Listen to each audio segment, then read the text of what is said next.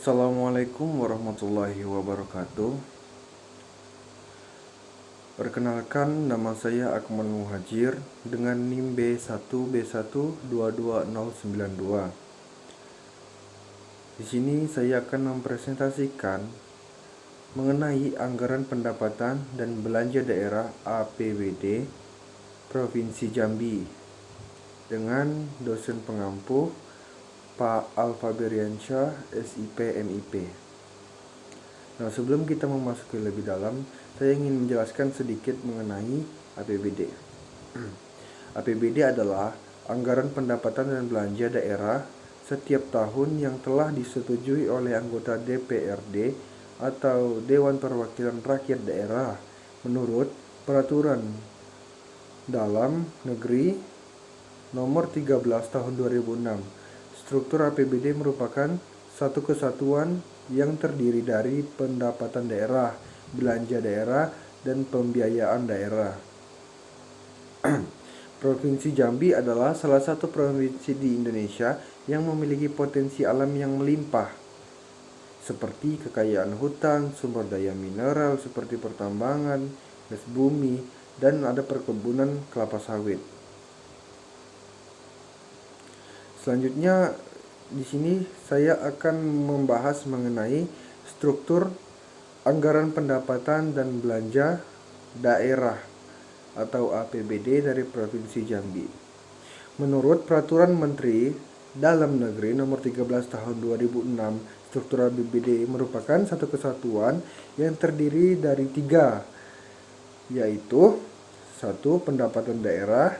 Pendapatan daerah adalah hak daerah yang diakui sebagai penambah nilai kekayaan bersih dalam periode tahun bersangkutan dan tidak perlu dibayar kembali oleh daerah.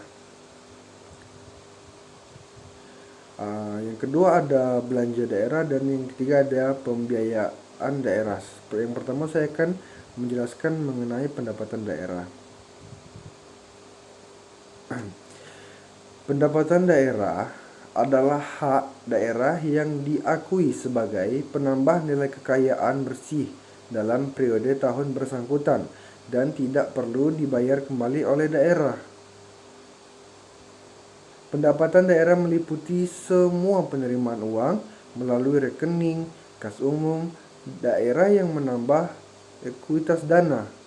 Pendapatan daerah itu meliputi ada beberapa hal. Ada pendapatan asli daerah atau PAD. Nah, PAD ini adalah hak daerah yang diakui sebagai penambah nilai.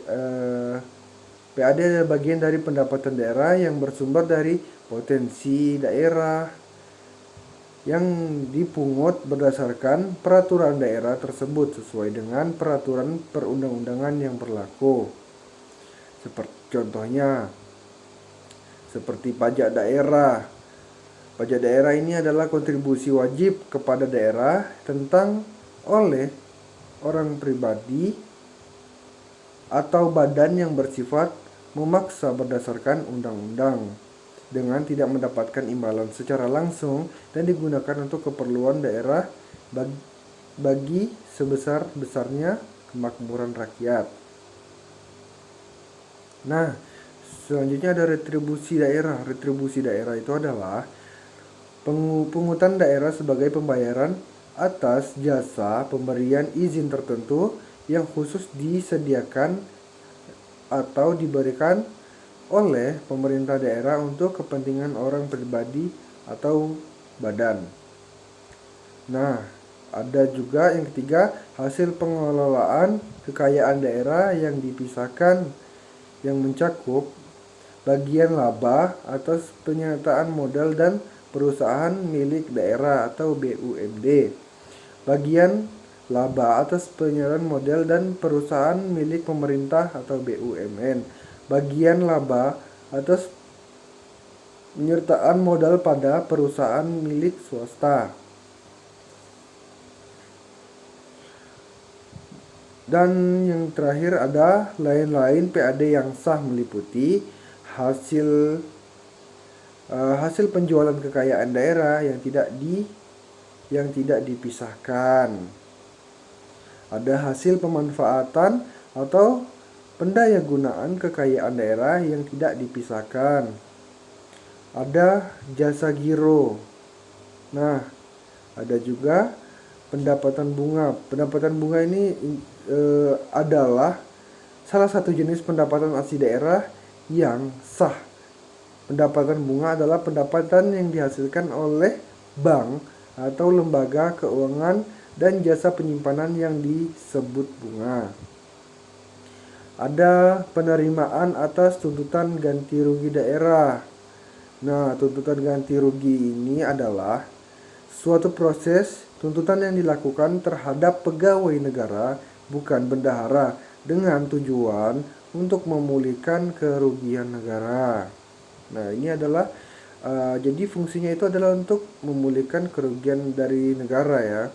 Selanjutnya, ada keuntungan selisih nilai tukar rupiah terhadap mata uang asing. Keuntungan selisih nilai tukar rupiah terhadap mata uang asing adalah salah satu jenis pendapatan asli daerah ya, atau PAD yang sah. Keuntungan tersebut dihasilkan dari fluktuasi nilai tukar antara rupiah dan mata uang asing yang dapat terjadi karena berbagai faktor seperti perbedaan suku bunga, inflasi, dan kondisi ekonomi global. Nah, selanjutnya komisi, potongan, ataupun bentuk lain sebagai akibat dan penjualan atau pengadaan barang atau jasa oleh daerah. Ada juga pendapatan denda atas kelambatan pelaksanaan pekerjaan. Denda keterlambatan ini adalah digunakan sebagai sanksi bagi pihak yang terlambat menyelesaikan pekerjaan yang telah disepakati. Pendapatan denda atas keterlambatan pelaksanaan pekerjaan termasuk dalam jenis pendapatan lain-lain PAD yang dianggap sah oleh pemerintah. Selanjutnya, ada pendapatan denda, pajak, dan juga retribusi, seperti denda pajak, denda, dan juga denda retribusi. Selanjutnya, pendapatan dan fasilitas sosial dalam fasilitas umum. Pendapatan dari fasilitas sosial dan fasilitas umum adalah salah satu jenis pendapatan asli daerah PAD yang sah. Selanjutnya, ada pendapatan dari penyelenggaraan pendidikan dan pelatihan. Nah, penyelenggaraan ini adalah salah satu jenis pendapatan asli daerah yang sah ya. Pendapatan ini diperoleh dari kegiatan penyelenggaraan pendidikan dan pelatihan yang dilakukan oleh pemerintah daerah. Pendapatan dari penyelenggaraan pendidikan dan pelatihan ini dapat digunakan untuk memenuhi kebutuhan keuangan di daerah dan berperan penting dalam anggaran pendapatan belanja daerah. Ada juga pendapatan dari ini yang terakhir ya, ada yaitu pendapatan dari angsuran atau cicilan penjualan. Nah, pendapatan dari angsuran cicilan penjualan ini tingkat daerah merujuk pada penerimaan uang secara berkala di pembeli barang atau properti yang dibayarkan dalam bentuk angsuran atau cicilan. Selanjutnya, di sini saya akan menjelaskan dana pertimbangan. Dana pertimbangan ini pendapatan daerah ya. Jadi dana pertimbangan ini termasuk dari pendapatan daerah. Adalah dana pertimbangan adalah dana yang bersumber dari pendapatan APBN yang dialokasikan kepada daerah otonom untuk mendanai kebutuhan daerah dalam rangka pelaksanaan desentralisasi. Yang pertama ada dana alokasi umum, yang kedua ada dana alokasi khusus, yang ketiga ada dana bagi hasil yang meliputi bagi hasil pajak dan bagi hasil bukan pajak. Dan pendapatan yang lain-lain yaitu pendapatan hibah, pendapatan dana darurat, terus dana bagi hasil dari provinsi kepada kabupaten atau kota. Selanjutnya ada bantuan keuangan dari provinsi atau dari pemerintah daerah lainnya. ada dana penyesuaian, ada dana otonomi khusus. Nah, itu mungkin sekian dari pendapatan daerah. Selanjutnya saya akan menjelaskan mengenai belanja daerah ya. Belanja daerah meliputi semua pengeluaran uang dari rekening kas umum daerah yang mengurangi dana yang merupakan kewajiban dalam 1 tahun anggaran tidak akan diperoleh pembayaran kepada kembali oleh daerah.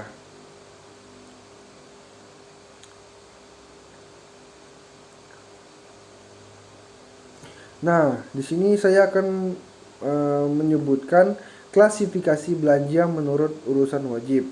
Menurut Permendagri nomor 13 tahun 2006 pasal 32 ayat 2, klasifikasi belanja menurut urusan wajib mencakup pendidikan, kesehatan, pekerjaan umum, perumahan rakyat, penataan ruang, perencanaan pembangunan, perhubungan, lingkungan hidup, kependudukan, dan catatan sipil, pemberdayaan perempuan, keluarga berencana dan keluarga sejahtera, sosial, tenaga kerja, ada koperasi dan usaha kecil dan menengah. Selanjutnya menanam modal, kebudayaan, pemuda dan olahraga, kesatuan bangsa dan politik dalam negeri, pemerintah umum, kepegawaian, pemberdayaan masyarakat dan desa, statistik, ada arsip, terus komunitas dan informatika. Nah, yang saya sebutkan itu adalah klasifikasi belanja menurut urusan wajib. Nah, di sini disebutkan dalam Undang-Undang Nomor 13 Tahun 2006. Nah, selanjutnya ada klasifikasi belanja menurut urusan pilihan.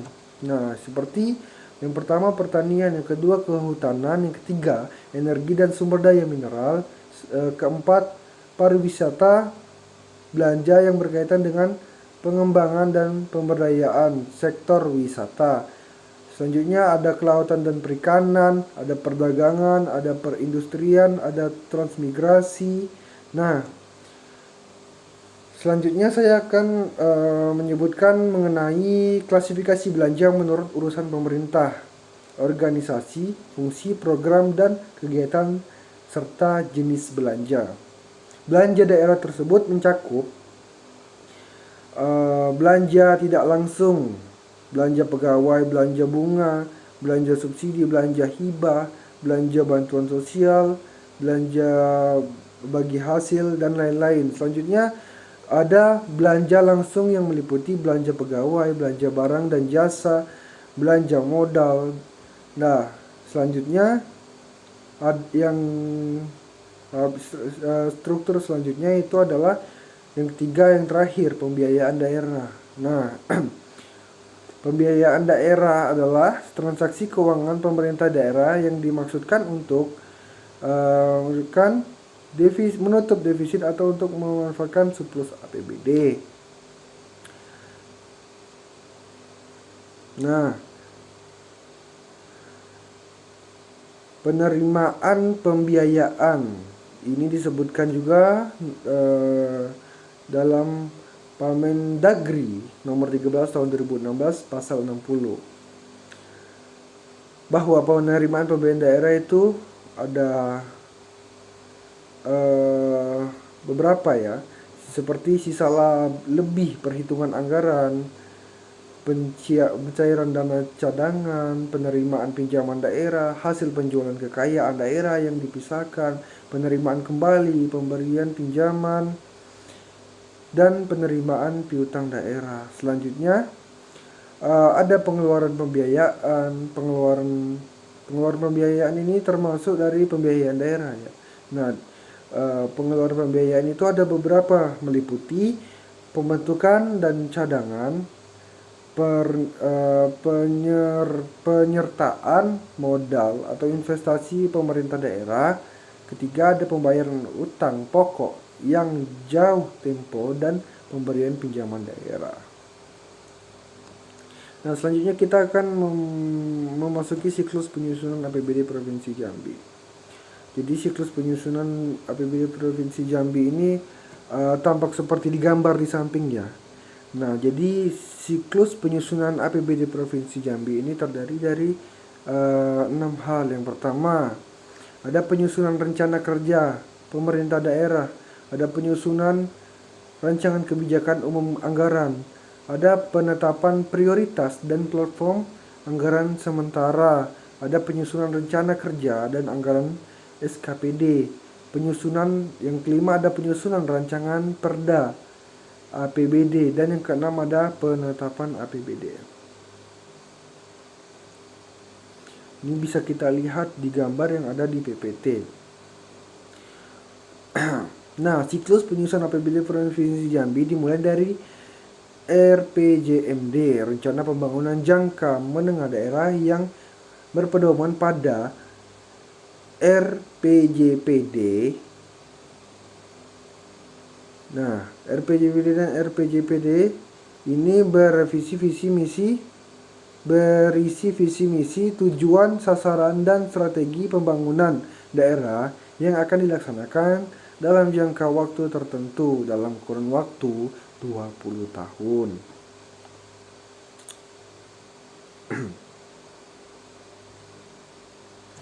Nah, di sini selanjutnya saya akan memberitahu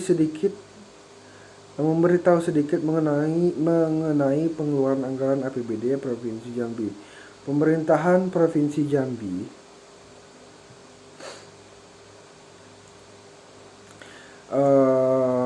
dan DPRD Jambi menyepakati Rancangan Anggaran Pendapatan dan Belanja Daerah RAPBD tahun 2023 disepakati oleh Badan Anggaran DPRD Provinsi Jambi bersama DAPD Provinsi Jambi sebesar 5,3 triliun. Alokasi belanja tersebut berkurang sejumlah 198 miliar atau turun sebesar 3,61% dari alokasi belanja daerah pada APBD murni sebesar 5,5 triliun.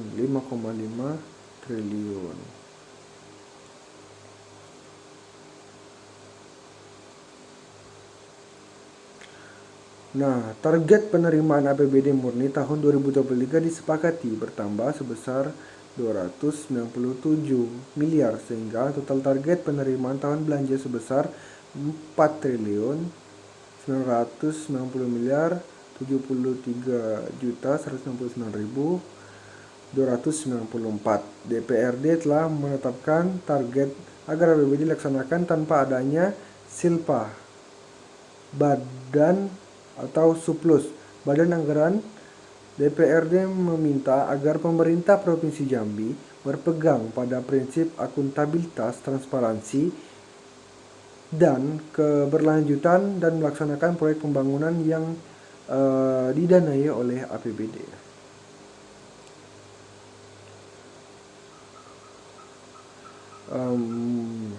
Mungkin cukup sekian yang dapat saya sampaikan mengenai anggaran pendapatan dan belanja daerah dari Provinsi Jambi. Kurang lebihnya saya mohon maaf. Allahumma fiqh. Assalamualaikum warahmatullahi wabarakatuh.